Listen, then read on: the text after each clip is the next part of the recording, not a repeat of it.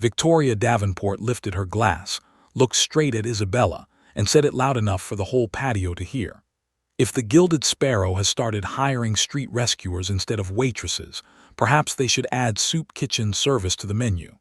Laughter broke across the tables like a wave. Isabella froze with the tray in her hands. Just minutes earlier, she had helped an old woman off the pavement after the woman fell and split her temple open. The groceries had burst across the sidewalk, bread in the gutter, milk on the stone, oranges crushed under polished shoes. No one had helped. They had laughed instead, and now they were laughing at Isabella for doing what none of them had the courage to do. Mr.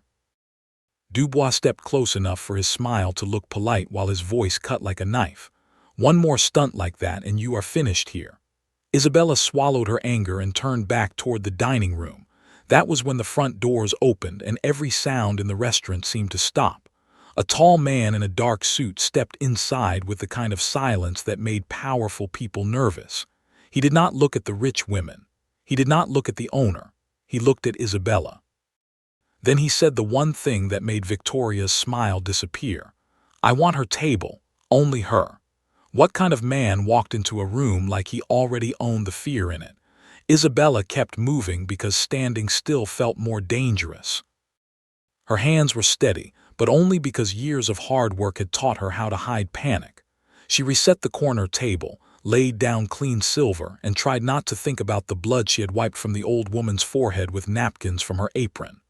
The woman had been frail, but her eyes had not been weak. Sharp blue eyes, proud eyes. Even on the ground, humiliated in front of people who treated pain like a joke, she had held on to her dignity.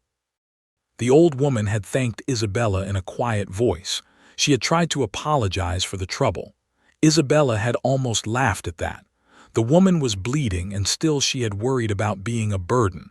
That was the part that stayed with Isabella, not the fall, not the broken groceries, the shame on the woman's face. The shame other people had forced on her. Now that same cruelty sat all around the room in pressed suits and diamond bracelets. Mr. Dubois hurried to the front with the nervous speed of a man who recognized real power. Mr. Falcone, he said, nearly bowing. What an honor. Our best table is ready. The man did not even glance at him. I said I want her section.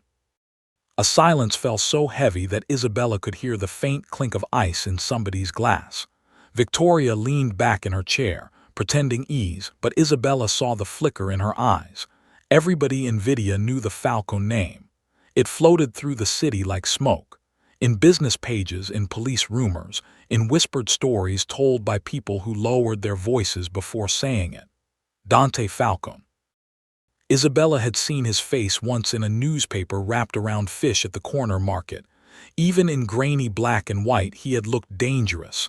Not loud, not wild, worse than that, controlled. Isabella, Mr. Dubois hissed under his breath, do not embarrass this restaurant again. Again, as if helping a bleeding stranger had been some vulgar act, she picked up the water pitcher and went to the table. Dante Falcone sat alone, no menu open, no phone in hand, no restless tapping. He looked like a man who had never waited a day in his life and yet had the patience to let other people ruin themselves in front of him. Good afternoon, sir, Isabella said. Would you like still or sparkling? His eyes lifted to hers. They were dark, calm, and far too observant. Still, no ice. She poured the water. She could feel the entire restaurant watching, not just watching him, watching her, waiting to see if she would shake, spill, say the wrong thing. Are you ready to order? She asked. I am more interested in the waitress than the menu. The words were quiet, but they landed like a slap. Heat climbed into Isabella's face, not because of flirtation. There was none in his tone. It felt more like an examination. She set the bottle down. Then I may disappoint you, sir. I'm not very interesting. A faint shift touched his mouth. Not quite a smile, more like surprise that she had answered at all. I doubt that, he said. Tell me, is it your habit to leave your post in the middle of service for strangers? There it was, the real reason. So this was punishment after all.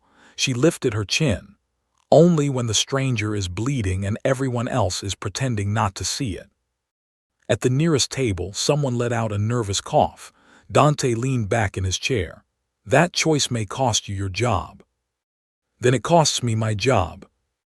That answer seemed to interest him more than anything else she had said. Before the moment could grow stranger, Victoria rose from her seat and crossed the room in a cloud of perfume and confidence. She wore wealth the way soldiers wore armor. Dante, she said warmly, as if they were old friends. You should have joined us. We were just discussing the sad drop in standards around here. She did not look at Isabella. That was part of the insult. To some people, ignoring someone was worse than striking them. Dante said nothing. Victoria gave a small sigh and finally turned her polished smile toward Isabella. This girl abandoned her duties to fuss over some woman off the street. It was embarrassing. Honestly, one expects better breeding in a serious establishment. Isabella felt the room lean toward the table. This was the moment. The rich woman's version would become the truth. Mr. Dubois would agree. Isabella would apologize or be thrown out. Everyone would go back to their meals with that satisfied little shine cruel people got when the world confirmed their place in it. Dante lifted his water glass, took one slow sip and set it back down. When a wounded old woman fell in front of your table, he said, you laughed. Victoria's smile twitched. He continued in the same calm voice. This waitress was the only person in that room who behaved like a human being. Color drained from Victoria's face. I think that makes her the highest standard in this establishment, he said, not the lowest. Nobody moved, nobody breathed. Victoria tried to recover. I didn't realize she mattered. Dante's gaze turned cold enough to change the air. That is exactly the kind of mistake arrogant people make before they lose everything. The sentence was quiet. That made it worse. Victoria stepped back as if she had been struck.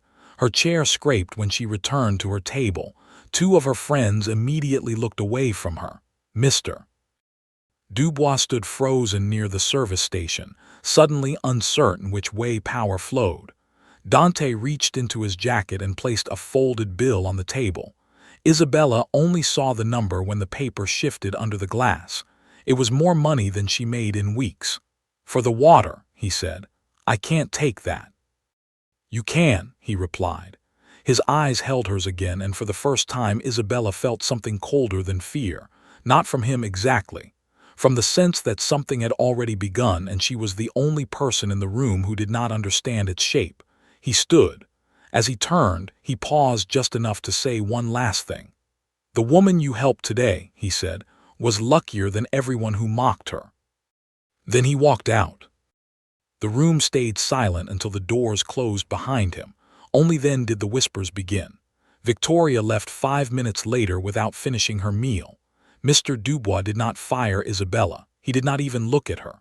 He spent the rest of lunch smiling too hard at everyone and dropping a spoon twice. But Isabella could not shake the last thing Dante said. Luckier than everyone who mocked her. That was not gratitude. It sounded like a warning. When her shift ended, the sun was low and gold on Bellagio Avenue. The broken milk had been washed away. The crushed oranges were gone. The sidewalk looked clean again, as if nothing ugly had happened there. But Isabella knew better. She walked home with the folded money in her pocket and a hard knot in her stomach. Halfway down the block, she stopped. Across the street, a black sedan sat at the curb. It had not been there a second ago. The driver did not move. He only watched. Then very slowly the rear window lowered halfway and an elderly woman's sharp blue eyes met Isabella's through the traffic. Sophia. She gave the smallest nod, almost gentle. Then the car pulled away. Isabella stood still on the sidewalk, the evening wind catching the edge of her apron. Who exactly had she lifted off the ground today?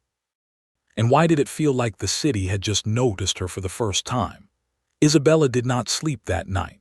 The city outside her small apartment window hummed with the usual late traffic and distant sirens, but inside her mind, the same question kept circling like a restless bird.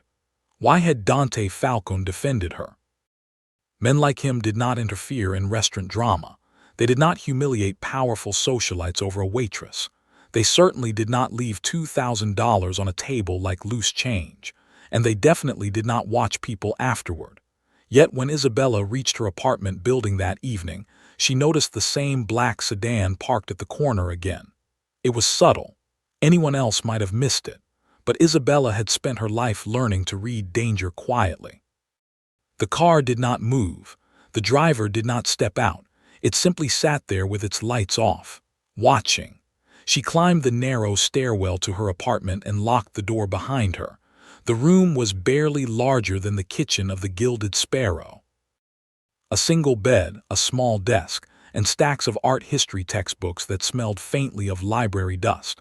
She placed the envelope of money under her mattress again. It did not feel like a gift.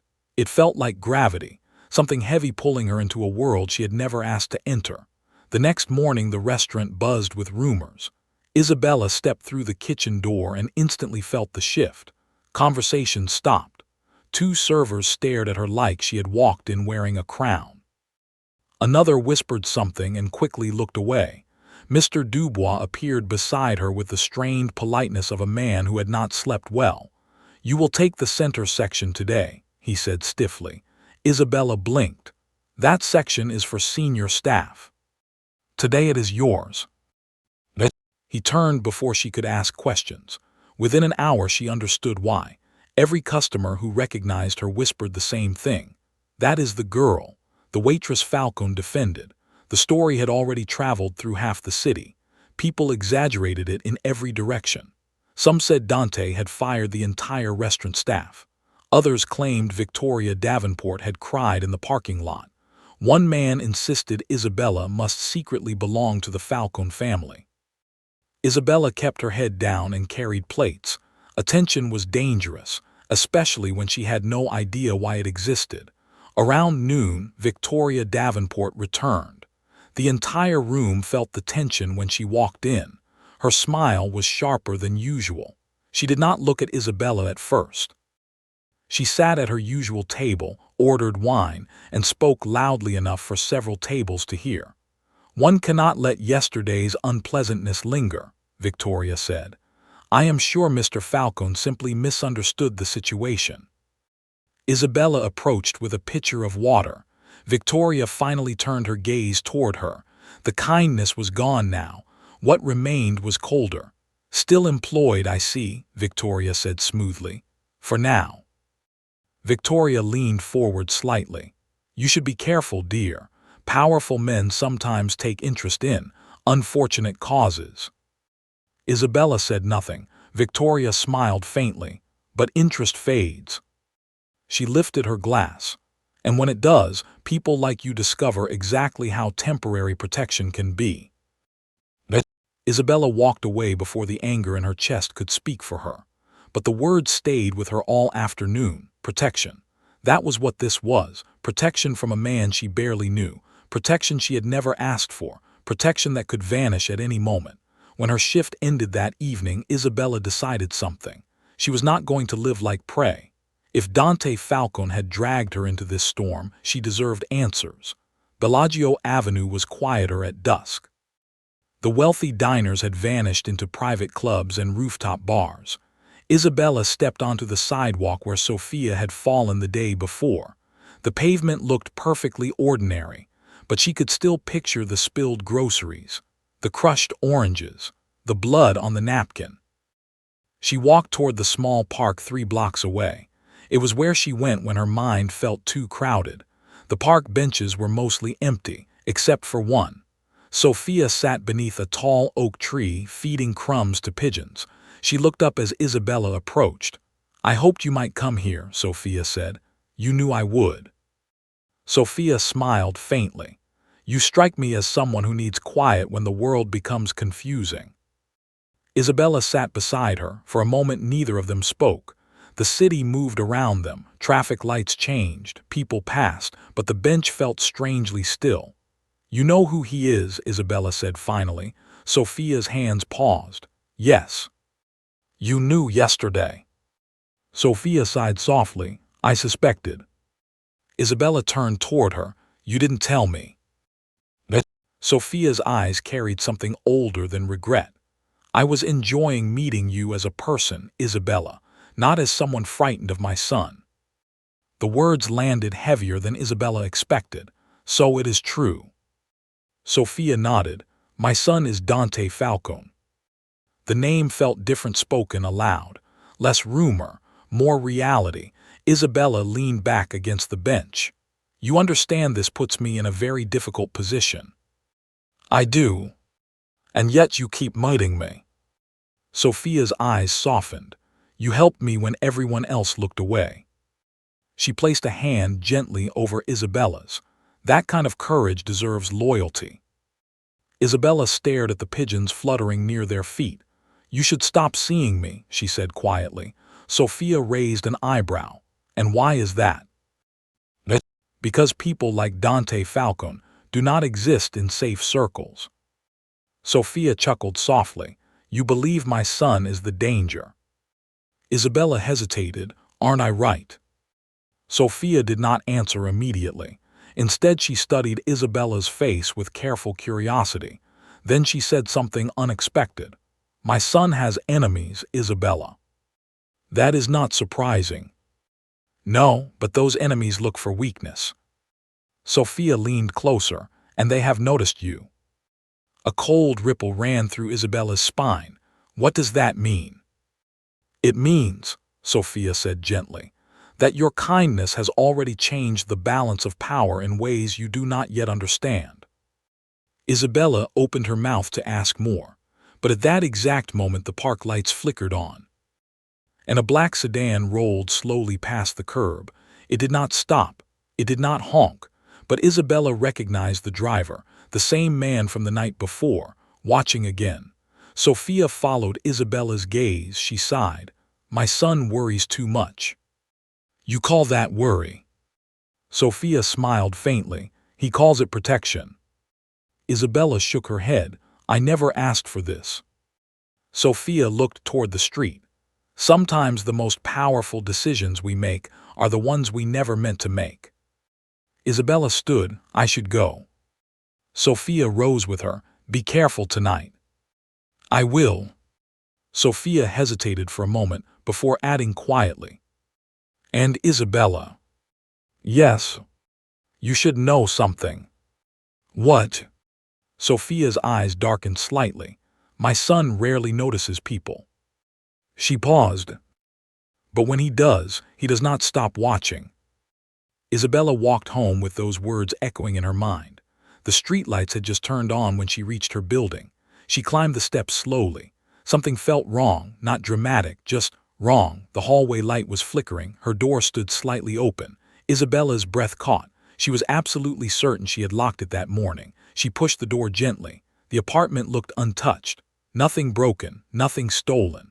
But on the small desk beside her textbooks lay a single silver object. A locket, intricately carved, old, beautiful, and unmistakably valuable. Isabella picked it up with trembling fingers. Inside the lid was a tiny inscription, 3 words for the brave heart. Then she heard a voice behind her.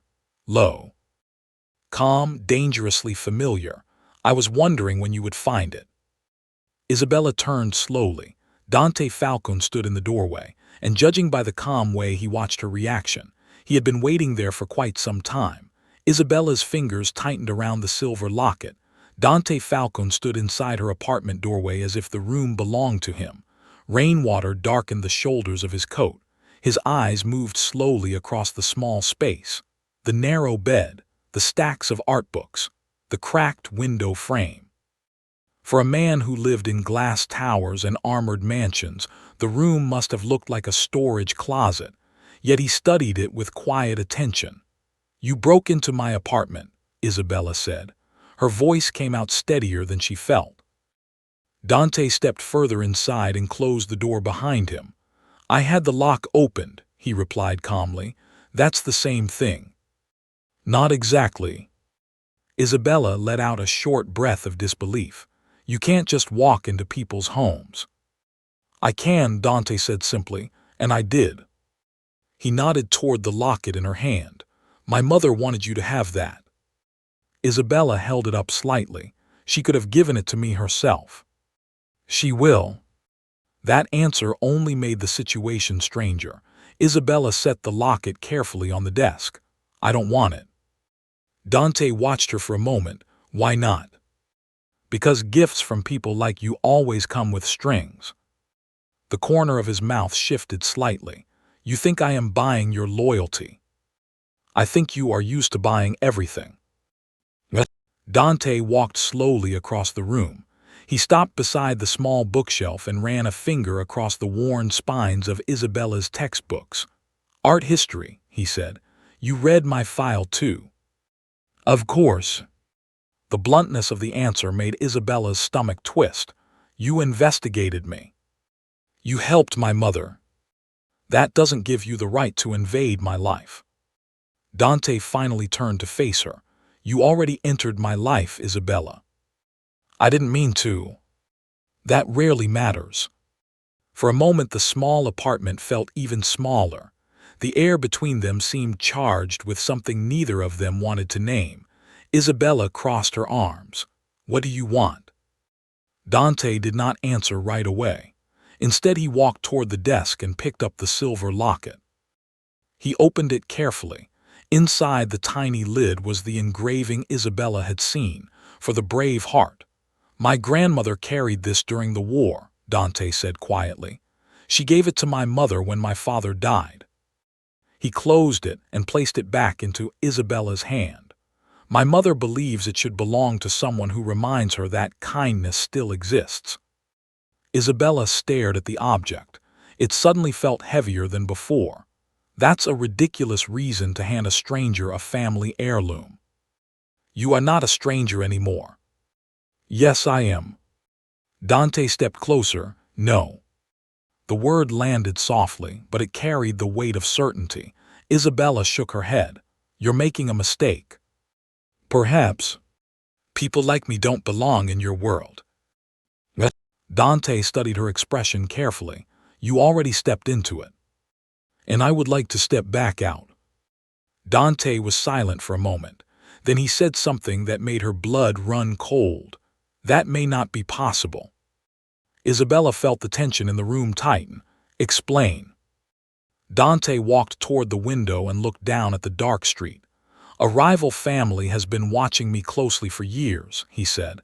They study everything I do, every meeting, every movement. He turned back toward her. When I publicly defended you yesterday, they noticed. And today they began asking questions about you. The words fell slowly, like stones. Isabella's throat tightened. You're saying I'm in danger. I'm saying your name is now connected to mine. Because you chose to defend me. Yes. Then you should fix it. Dante tilted his head slightly. How? Tell them I mean nothing. I could. Do it. They wouldn't believe me. A long silence filled the apartment. Outside, a car passed with tires hissing against wet pavement. Isabella felt anger rising in her chest. You dragged me into this mess. You dragged yourself when you helped my mother. That's not fair. No, Dante agreed quietly. It is. He moved closer again. For the moment you have two choices. Isabella let out a sharp laugh. Why do powerful men always say that? Because choices define outcomes. Fine, she said, let's hear them. Dante's voice remained calm. You can disappear. Disappear. I can arrange a new identity, a new city, a new life. No one will ever connect you to this again. Isabella stared at him. You're serious. Completely. And the second option. Dante paused. You stay under my protection. Isabella blinked. You mean like a bodyguard? More like a shield. I don't need a shield. You might. Isabella walked toward the window and looked down at the street. For a moment everything seemed normal. Cars moving, lights glowing, people living ordinary lives. But now she knew something she had not known yesterday. Her name had entered a world where ordinary rules did not exist. She turned back toward Dante. You think someone will attack me? Dante did not answer directly. That depends on how valuable they believe you are. The words sent a chill through her. I'm not valuable. They might disagree. Why? Because enemies look for leverage. And you're telling me I'm leverage? Yes. The honesty was brutal. Isabella ran a hand through her hair. This is insane. Dante's expression remained steady. It is reality. Your reality. And now possibly yours. Isabella picked up the silver locket again for the brave heart. She closed her eyes for a second. Yesterday she had simply helped a fallen old woman. Now she was discussing identity changes with the most feared man in the city. Her life had shifted in less than 48 hours. She looked at Dante again. What happens if I refuse both options? Dante's gaze darkened slightly. Then you hope my enemies never decide you matter. And if they do, Dante answered quietly, then no one will reach you in time. The words hung between them like a storm cloud. Isabella suddenly realized something important.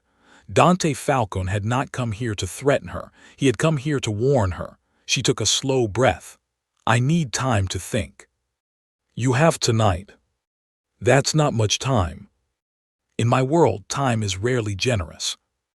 Dante moved toward the door, but before he opened it, he stopped. One more thing. Isabella looked up. If anyone approaches you, he said calmly, anyone asking questions about me or my family, you contact Marco. Marco. My lieutenant. Of course you have a lieutenant. Dante opened the door. Sleep carefully tonight, Isabella. That's not comforting. It wasn't meant to be. He stepped into the hallway, then paused and looked back once more. My mother believes kindness is a form of courage. Isabella watched him carefully. And you? Dante's eyes held hers. I believe courage attracts danger. He closed the door. The apartment fell silent again. Isabella stood alone in the small room. The silver locket rested in her palm. Outside, the city lights shimmered against the rain. She walked to the window slowly. Across the street, the black sedan was gone, but something else caught her attention. At the far end of the block, another car sat parked beneath a street lamp. Different vehicle, different driver, watching the building. And this time, the man inside the car was not one of Dante Falcone's people. The man in the car did not try to hide. That was the first thing Isabella noticed. He sat beneath the street lamp with the calm stillness of someone who knew exactly what he was doing. One elbow rested on the window. His eyes remained fixed on her building, waiting. Isabella slowly stepped away from the window. Her pulse had started to beat harder in her ears. Dante's warning replayed in her mind. Enemies look for leverage. She glanced at the clock on the wall. 11:18 p.m. Too late for casual visitors. Too late for harmless curiosity. And the man outside did not look harmless. Isabella reached for her phone. Her thumb hovered above the screen. Marco. That was the name Dante had given her, but she hesitated.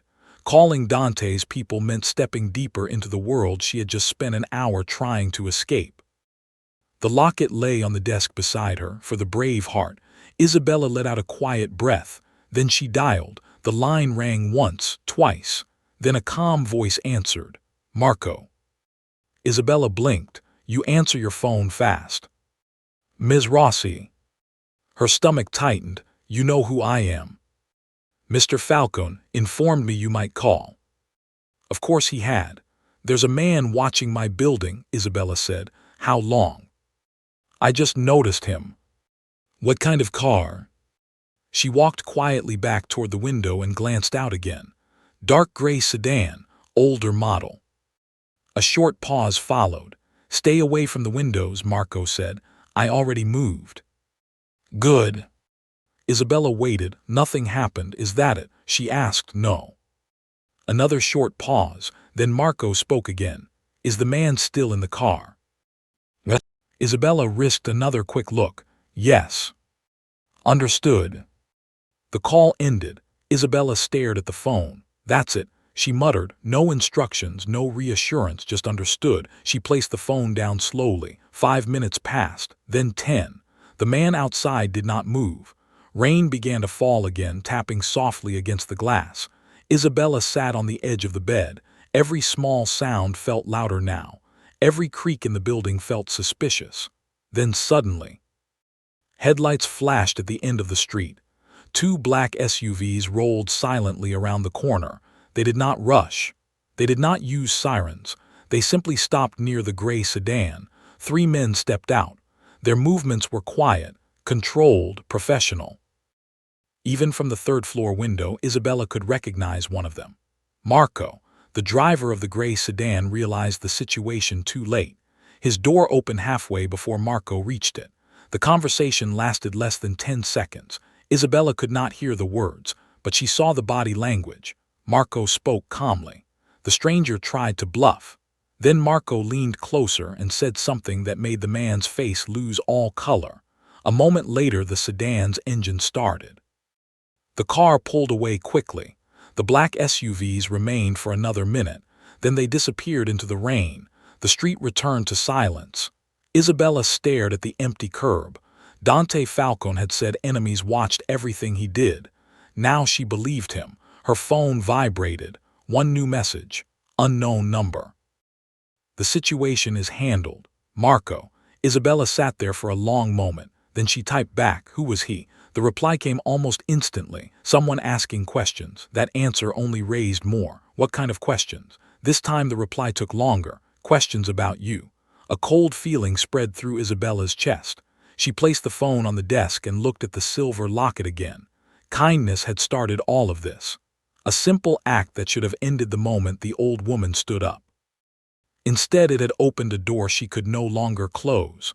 Outside, thunder rolled faintly across the city. Isabella lay down but did not sleep. Morning arrived slowly. When she finally stepped onto the sidewalk the next day, the gray sedan was gone. The street looked ordinary again. Too ordinary. She walked to the bus stop with her hands tucked into her coat pockets, but halfway down the block she stopped. A black Maserati waited at the corner. Dante leaned casually against the hood. He looked as if he had been there for hours. Isabella crossed her arms. "You didn't have to send a small army." Dante raised an eyebrow. 3 men is hardly an army. "I could have handled it." "Perhaps." She studied his expression. "You already knew someone was watching." "I suspected." "And you didn't tell me." "I told you enough to make you careful." Isabella shook her head. "You have a strange definition of helpful." Dante opened the passenger door. "Get in." "I'm going to work." "You are coming with me first." "That wasn't a request." "No." Isabella sighed. Arguing with Dante Falcone on a public sidewalk was pointless. She slid into the car. The interior smelled faintly of leather and rain. Dante drove without speaking for several minutes. Finally, Isabella broke the silence. "Where are we going?" "To see my mother." "Why?" she insisted. Isabella frowned. "About what?" Dante glanced at her briefly. "About you." That answer made Isabella uneasy. The Maserati climbed the winding road that led toward the cliffs overlooking the city. Soon the Falcone estate appeared ahead. High walls, iron gates, armed guards. It looked less like a house and more like a private fortress. The gates opened automatically as they approached. Inside, the driveway curved through carefully trimmed gardens. When the car stopped, Sophia was already waiting near the entrance. She stepped forward with a warm smile. "My dear Isabella," she said, pulling her into a hug. Isabella returned the embrace, surprised by how genuine it felt. "You didn't have to send Dante to collect me," Isabella said. Sophia waved a hand. "I did no such thing."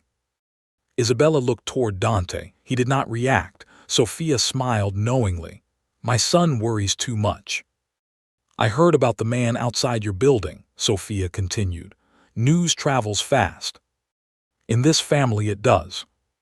Sophia took Isabella's hand and guided her inside. The mansion interior felt even larger in daylight. Sunlight spilled through enormous windows. Art pieces hung along the walls. Everything looked expensive. Everything looked controlled. Sophia led her into a quiet sitting room. Tea already waited on the table. "You look tired," Sophia said gently. "I didn't sleep much." "That will happen when one enters my son's world." Isabella glanced toward Dante. He stood near the doorway watching them both. Sophia poured tea calmly. Then she said something unexpected. "I asked Dante to bring you here for a reason." Isabella sat straighter. "What reason?" Sophia met her eyes. "Because the man watching you last night wasn't just curious." Dante's expression hardened slightly. Sophia continued, "That man works for Silvio Morti." Isabella frowned. "I've never heard that name." "You will," Dante said quietly. Sophia set the teacup down. "The Morti family has been trying to weaken my son's power for years." Isabella felt a slow realization forming. "And now they think I'm part of that weakness." Sophia nodded gently. "That is exactly what they think." A silence filled the room.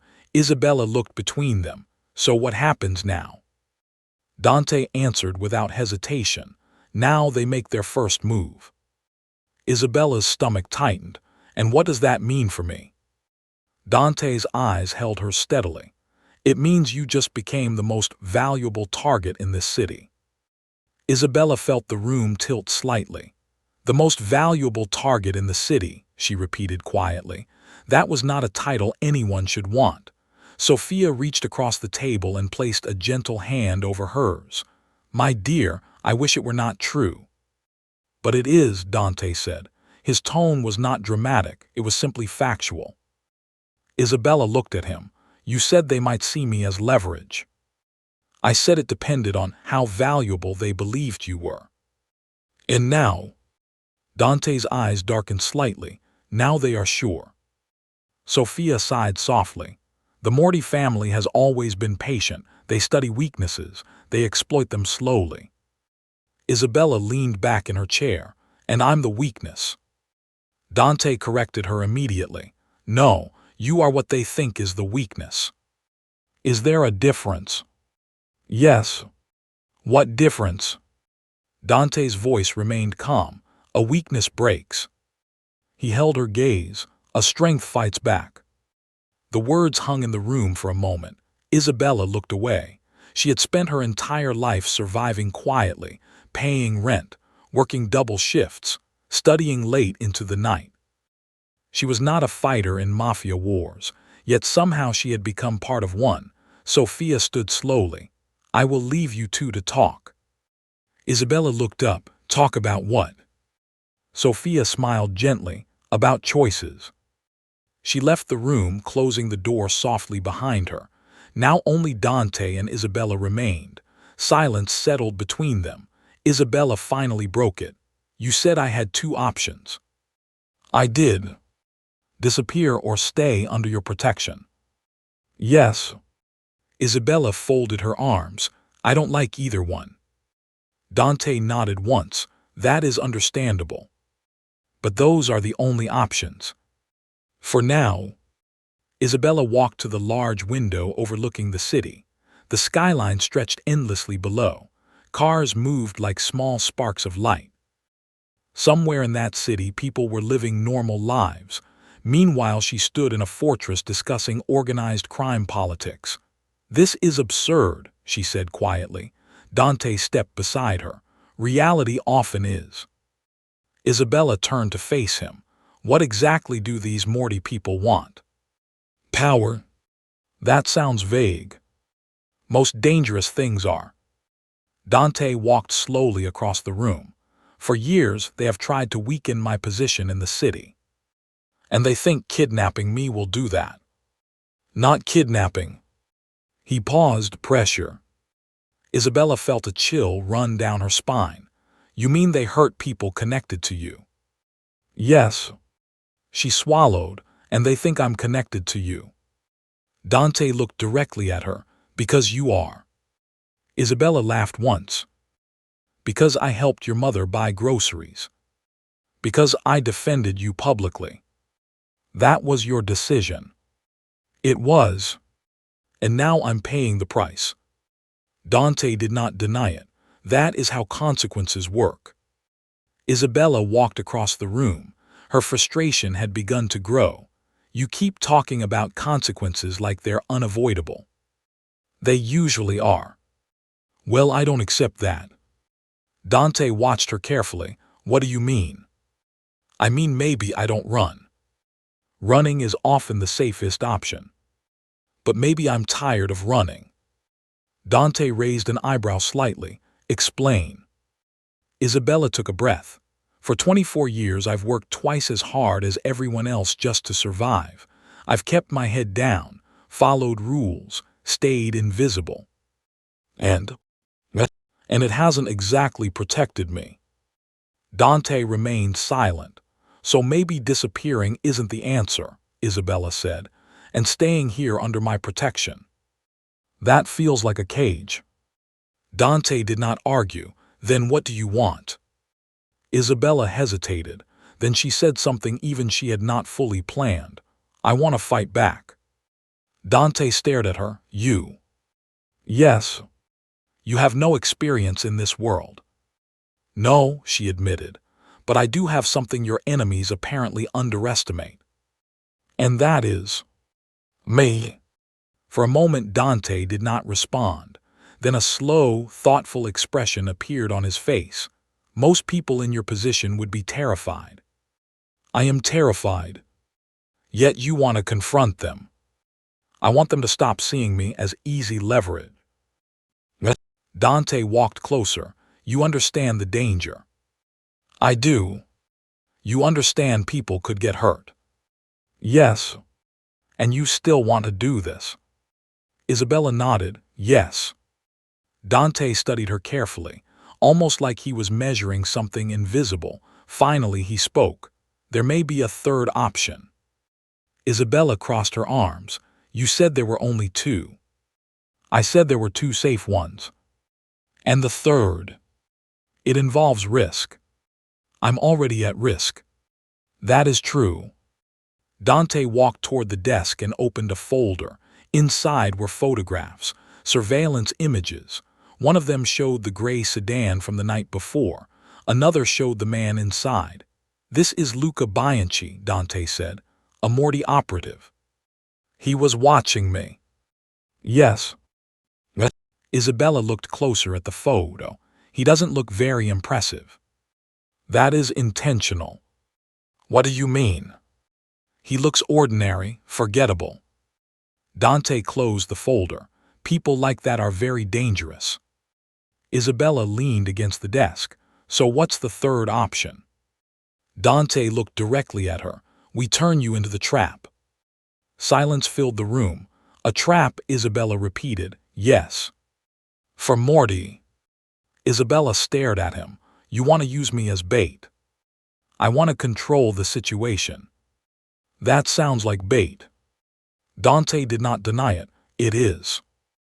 Isabella let out a slow breath. And what happens when they take it? Then we end this problem permanently. She thought for a moment, then asked the most important question. What are my chances of surviving this plan? Dante answered honestly, higher than if you do nothing. Isabella laughed quietly. That's not very reassuring. No. The room fell silent again. Isabella looked out the window, then back at Dante. You really think this will work? Yes. And if it does, then I will burn every piece of their empire to the ground. He said it calmly, like he was discussing the weather. Isabella believed him, which made the situation even more terrifying. Finally, she nodded. Okay. Dante's eyes narrowed slightly. You are agreeing. Yes. You understand the risk. Yes. And you are still willing. Isabella looked him straight in the eyes. You said enemies see weakness. Yes. Well, maybe it's time they learn something else. And what is that? Isabella picked up the silver locket from the table and fastened it around her neck. That they chose the wrong girl. Dante watched her for several seconds. Then slowly a faint smile appeared. Not warm, not gentle, but deeply satisfied. Good, he said, because at that exact moment, Marco stepped quickly into the room. His usually calm expression was tense. Boss, he said. Dante turned. What is it? Marco's voice dropped. Morty just made his move. Isabella felt her stomach tighten. What kind of move? Marco answered quietly. They just tried to kidnap Sophia. The room exploded into silence, and Dante Falcone's expression turned into something far more dangerous than anger. The room went completely still. For 1 second no one moved. Then Dante Falcone did. The calm composure that usually wrapped around him like armor vanished. Something colder replaced it, something far more dangerous. Where? He asked Marco. Cemetery Road, Marco replied quickly. Your mother went to visit your father's grave. The escort team was attacked. Isabella's heart slammed against her ribs. Is she hurt? She asked. Marco shook his head. They never reached her. Dante's eyes narrowed. Explain. Your outer team intercepted them before they closed distance, Marco said. 3 attackers, 2 captured, 1 escaped. Dante walked toward the door without another word. Isabella stepped in front of him. Wait. His eyes dropped to her. This ends tonight, he said. I know. Then move. She didn't. You said you wanted to use me as bait, Isabella said. Yes. Then let's do it.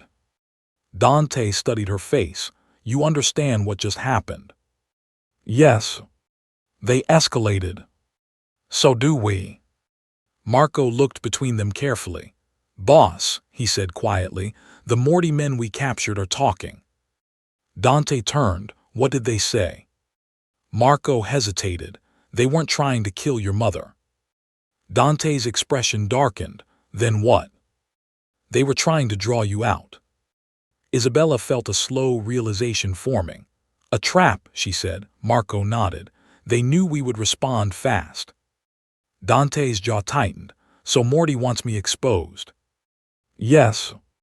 Isabella stepped closer. Then give him what he wants. Both men looked at her. You want to walk into their trap? Dante asked. No, Isabella said calmly. I want them to think you did. The room fell silent. Marco folded his arms. I'm listening. Isabella took a breath. Morty believes I'm your weakness. Yes. So we use that. Dante watched her carefully. Continue. We leak information, Isabella said. Let them believe I'm leaving the estate tonight. Alone, Marco added slowly. Yes. Heading somewhere predictable, Isabella said. Like my apartment. Marco nodded. They'll take the bait. And when they do, Dante said quietly, we close the door. Isabella met his gaze. You said I was leverage. I did. Then let's make them regret pulling that lever. For several seconds, Dante said nothing. Then a slow, dangerous smile appeared. Prepare the vehicles, he told Marco. Marco nodded and left immediately. Now only Dante and Isabella remained again. You are stepping into a very dark game, Dante said. I stepped into it the moment I helped your mother. That is true. He moved closer. If anything goes wrong tonight. It won't. You can't know that. No, she admitted, but I trust you. Those 3 words changed the air between them. Dante looked at her with something deeper than respect. Then we finish this. The city looked different at night. Darker, sharper. The streets near Isabella's apartment were quiet when the black sedan stopped at the corner. Inside, Isabella sat alone, or at least that was what it looked like. Across the street, another car waited in shadow. 2 men watched the building entrance carefully, Morty's men, exactly where Marco predicted they would be. Inside a nearby alley, Dante and his team waited, engines off, lights dark. Marco spoke into a small radio. Targets confirmed. Dante's voice came through quietly. Hold position. Across the street, the Morty men made their move. One stepped from the car. Then the second. They approached Isabella's vehicle cautiously. The first man opened the door. Miss Rossi, he said politely. Mr. Morty would like a word. Isabella looked at him calmly. Of course he would. The man frowned slightly. You're not afraid. Should I be? Before he could answer, headlights exploded across the street. 5 black vehicles roared from the alley. Falcone's security surrounded the area instantly. The 2 men froze. Dante stepped out of the lead car. Rain had begun falling again, turning the pavement into shining black glass. The Morty men slowly raised their hands. You set us up, one of them said. Dante stopped a few feet away. No, he replied calmly. You set yourselves up the moment you touched my family. The man glanced at Isabella. She's not your family. Dante's voice dropped slightly. She is now. Marco and the others moved quickly, securing the attackers. Within seconds, the street was controlled. The trap had worked perfectly. One of the captured men laughed nervously. You think this ends anything? Dante looked down at him. It already did. The man's smile faded. You don't understand, he said. Morty's already leaving the city. Dante's eyes sharpened. Leaving. Running. Marco stepped closer. Boss, our intel confirms movement at the Morty compound. Dante nodded slowly. They know the war is lost. Isabella watched the scene unfold quietly. Will you chase him? She asked. Dante looked at her. No. Why not? Because tonight was never about revenge. He gestured toward the captured men. It was about sending a message. What message? Dante's voice carried calmly across the empty street. That anyone who threatens the people under my protection disappears. The rain grew heavier. Police sirens echoed faintly in the distance. Marco approached again. Morty's network is collapsing already. Dante nodded once. Good. Isabella stepped beside him. So that's it. For them, Dante said, and for me. Dante studied her for a moment. You have a choice. Another one. Yes. You always have choices. She waited. You can return to your old life, Dante said. Your apartment, your job, your studies. And pretend none of this happened. If you wish. And the other option. Dante looked out over the city lights. You stay. Here. With us. Isabella glanced at the silver locket resting against her chest. For the brave heart. She remembered the day Sophia fell on the sidewalk, the laughter, the cruelty, the moment everything changed. She looked back at Dante. If I stay, things change. Dante raised an eyebrow. How? We build something better with the power you have. Dante smiled faintly. You already sound like my mother. Is that a bad thing? No. He extended his hand. So what will it be, Isabella Rossi? She took it. Let's make this city afraid of kindness. Dante's smile widened slightly, because the most powerful truth in Vidia had just changed. For years, the city believed power belonged to the richest man, or the most feared man. But tonight they learned something else. Power sometimes belonged to the one person everyone underestimated, the quiet waitress who refused to walk away. And the biggest mistake powerful people ever make is believing kindness is weakness, because sometimes the most dangerous person in the room is the one who simply chose to care.